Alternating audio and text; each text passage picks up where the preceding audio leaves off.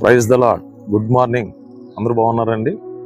దేవుని మహాకృపను బట్టి ఈరోజు వాక్య సందేశాన్ని అందించడానికి ప్రభు నాకు ఇచ్చిన మంచి సమయాన్ని బట్టి ప్రభుకి స్తోత్రాలు తెలియజేస్తా ఉన్నాను. ఆదికాండము నుండి 4వ అధ్యాయము 9వ వచనాన్ని ఒకసారి జ్ఞాపకం చేసుకుందాం. యెహోవా నీ తమ్ముడైన ఏబేలు ఎక్కడనున్నాడని కయీనును అడుగగా, అతడు నేను ఎరుగను, నా తమ్మునికి నేను కావలివాడినా అని. దేవుడు తన పరిశుద్ధ వాక్యమును దీవించునుగాక. ఆమేన్. దేవుని బిడ్డలారా, దయచేసి గమనించండి. కయీనును దేవుడు పిలుస్తా ఉన్నాడు. కయీను ఈ తమ్ముడైనటువంటి ఏబేలు ఎక్కడ అని అనగానే కయీనికి చాలా కోపం వచ్చిందండి. అసలు కయీను చాలా కోపిష్ఠుడు అనమాట అండి.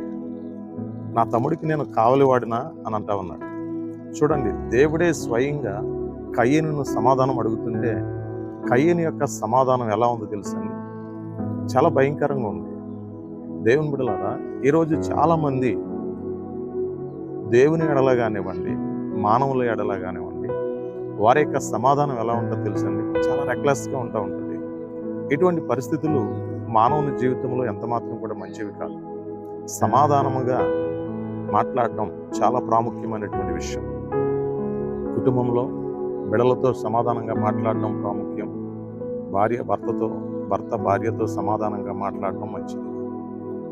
దేవుడు కయీనుతో మాట్లాడినప్పుడు కయీను యొక్క సమాధానం దేవుని ఎడల ఎలా ఉందో తెలుసండి? చాలా భయంకరంగా ఉంది, చాలా రెక్లెస్గా ఉంది. అది చాలా ప్రమాదకరమైనటువంటి విషయం.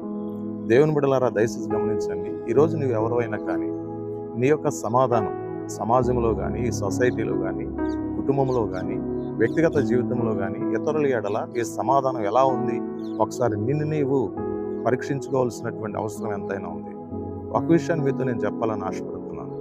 ఒక వ్యక్తి జీడిపళ్ళు అమ్ముకునేవాడు, గంపలో వేసుకుని చక్కగా ఊరూర తిరిగి జీడిపళ్ళు అమ్ముకుంటా ఉన్నాడు.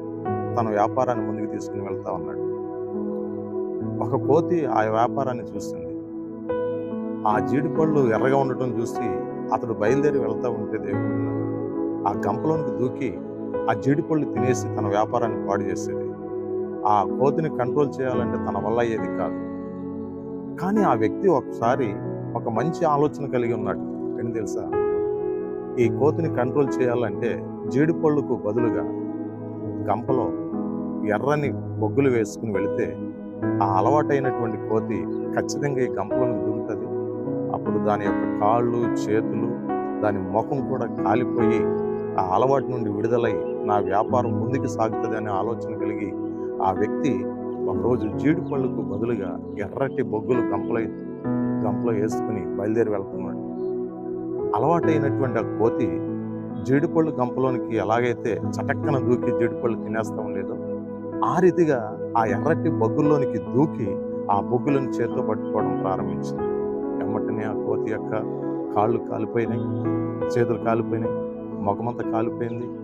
ఎంత భయంకరమైనటువంటి పరిస్థితి ఏర్పడింది తెలుసా? మరి ఎన్నటికీ ఆ గంప వైపు ఆ కోతి చూడలేదు.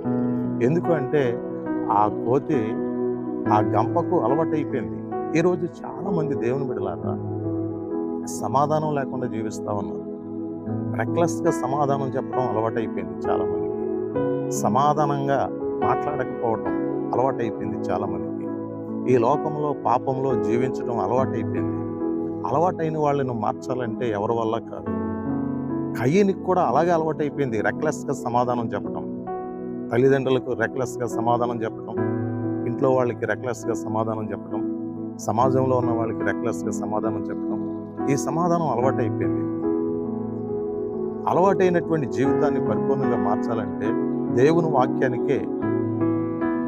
దేవుని వాక్యం ద్వారానే అది అద్భుతం జరుగుతుంది. మరొక దేని ద్వారా కూడా అద్భుతం జరిగేటువంటిది లేదు. ఈరోజు ఏ విషయంలో దేనికి నువ్వు అలవాటైపోయావు, దేనికి బానిస అయిపోయావు? నిన్ను ప్రభు విడుదల చేయాలని ఆశపడుతున్నాడు. వాక్యం దగ్గరికి రాగలిగితే, మందిరానికి రాగలిగితే, దేవుని వాక్యాన్ని వినగలిగితే ఖచ్చితంగా నువ్వు ఉన్నటువంటి ఏ అలవాటు నుండి అయినా బయటకు రావడానికి పరిశుద్ధాత్మ దేవుడు నీకు సహాయం చేస్తాడు. దేవుడి చిన్న మాటలను దీవించునుగాక. ఆమేన్. మీ అందరి కోసం నేను ప్రార్థన చేస్తున్నాను. మహాపరిశుద్ధుడైన తండ్రి, మీకు స్తోత్రాలు. ఈరోజు ఈ వాక్య సందేశాన్ని విన్న ప్రతి ఒక్కరిని, ప్రతి కుటుంబాన్ని మీరు ఆశీర్వదించండి. వారి అవసరతలు అక్రతలు వేసినంలో తీర్చి అద్భుతం చేయండి. ఎవరైనా అస్వస్థతలో, అనారోగ్యంలో, శక్తిహీనతలో ఉంటే ప్రతి ఒక్కరికి స్వస్థత, విడుదల యేసునామములో కలుగును గాక. ఈ సేవకుని యొక్క ప్రార్థన అంగీకరించి వీళ్ళందరి జీవితాల్లో అద్భుతం చేసి సహాయం చేసి నడిపించమని యేసునామములో ప్రార్థిస్తున్నాము తండ్రి. Amen. God bless you all.